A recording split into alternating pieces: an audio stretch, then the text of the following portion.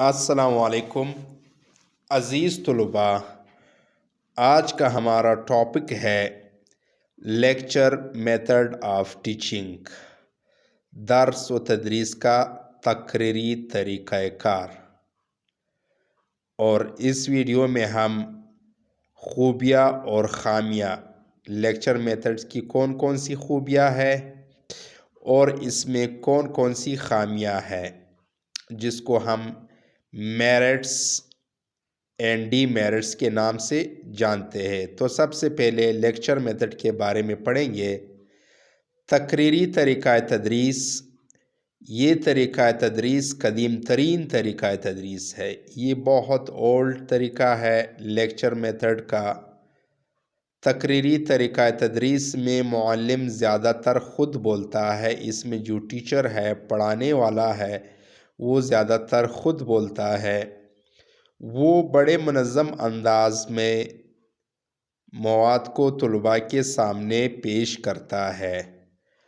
جو اس کا سٹائل ہے وہ بڑا ڈسپلن ہوتا ہے، اور اس ٹیچر کا یا معلم کا جو انداز ہے پیش کرنے کا، اپنی اس کی تقریر ہے، یہ نفسیاتی اور جذباتی بھی ہو سکتا ہے، سائیکالوجیکل اور ایموشنل بھی ہو سکتا ہے، اور اسی طرح سنجیدہ منطقی بھی ہو سکتا ہے۔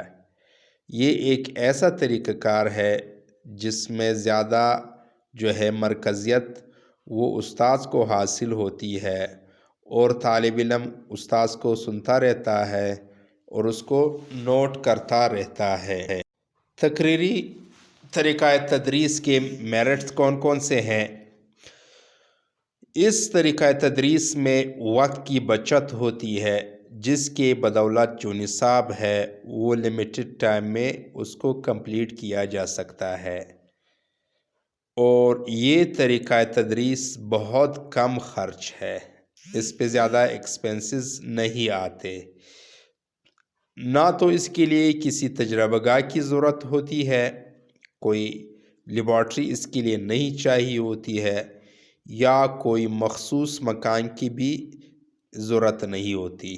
وہاں پر جہاں یہ وسائل دستیاب نہ ہو، یہ بہترین طریقہ تدریس ہو سکتا ہے۔ نمبر 3 پہ اس کے بدولت استاد کا کام آسان ہو جاتا ہے۔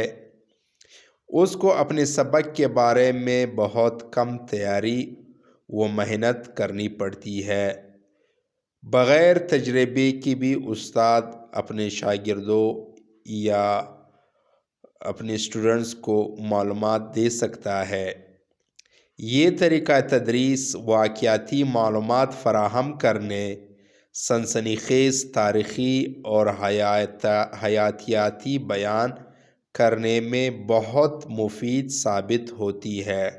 جو ہسٹوریکل ایونٹس ہوتے ہیں، سنسیشنل ہسٹوریکل ایونٹس ہوتے ہیں، اس طرح جو بایولوجیکل ہسٹری ہے، اس کو بیان کرنے کے لیے یہ طریقہ بہت مفید ثابت ہوتا ہے۔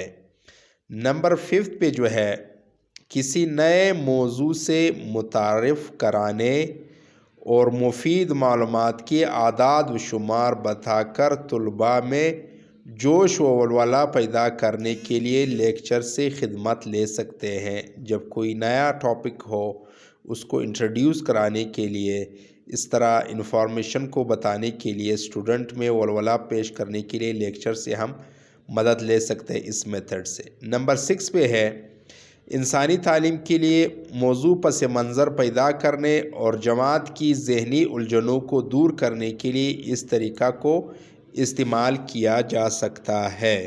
D merits of lecture method. اب ہم اس کی خامیوں کے بارے میں پڑھیں گے۔ تقریری طریقہ تدریس میں طلباء خاموش بیٹھے رہنے سے غیر فعال ہوتے ہیں۔ طلباء سائلنٹ ہوتے ہیں، اس وجہ سے ایکٹیو نہیں ہوتے، جبکہ لرننگ کا جو عمل ہے وہ ایک ایکٹیو پروسیس ہے۔ لہٰذا طلباء کے ایکٹیو نہ ہونے کی وجہ سے آموزش کا عمل کامیاب نہیں رہتا ہے۔ اسی طرح اس طریقہ میں سائنسی انداز فکر پیدا کرنے اور تربیت کی گنجائش نہیں ہوتی۔ سائنٹیفک اپروچ جو ہے وہ اسٹوڈنٹ میں ڈیولپ نہیں ہوتی اور نہ ان کی کوئی ٹریننگ سر انجام پاتی ہے۔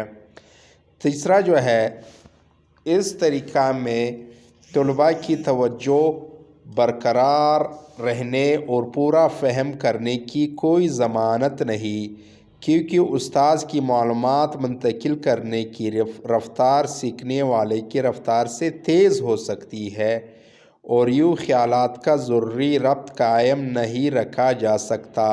نمبر 4 پہ جو ہے، طلباء مسلسل سننے کی عمل سے تھکن اور بوریت محسوس کرتے ہیں۔